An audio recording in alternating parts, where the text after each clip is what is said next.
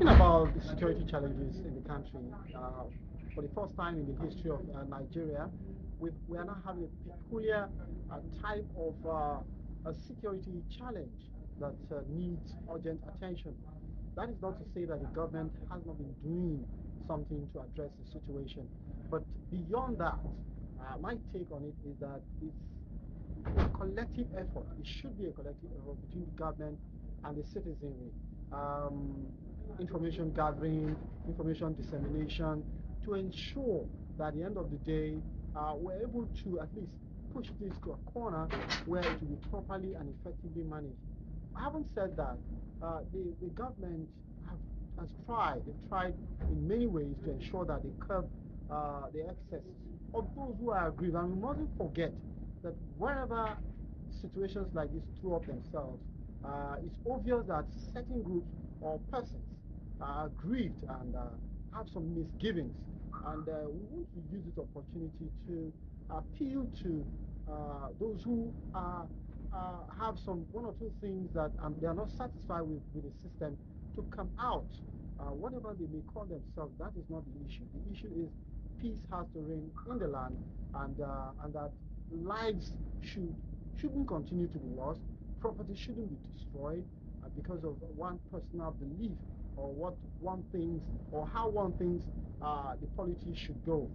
So it's still one Nigeria. It's a country that has been created not by our making. We all found ourselves in it, but it is important that we find a common ground to solve whatever challenges we have. In this case, security, and also talking about the citizenry. For the first time in the history of the country, the citizens have come out to actually condemn, if I may use that word, some of the excesses of the group that presently are causing mayhem in the north. And a lot of Nigerians, religious leaders, politicians, the ordinary Nigerian, have one way or the other appealed to them to sheath their swords, take advantage of the avenue that has been opened for discussion. And also, government should be commended in this regard for continuously towing the line of dialogue, which is really, really commendable. Yes, there have been casualties along the line in a bid A lot of them. to curtail the excesses of the violence.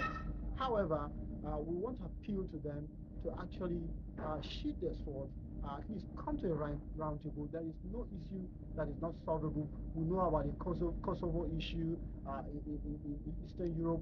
Yes. Of course, in Africa, we also know about the Liberian crisis, and even the Ivorian crisis of yesterday, which is, in that sphere, more politically in tone. But people have said that it is religious.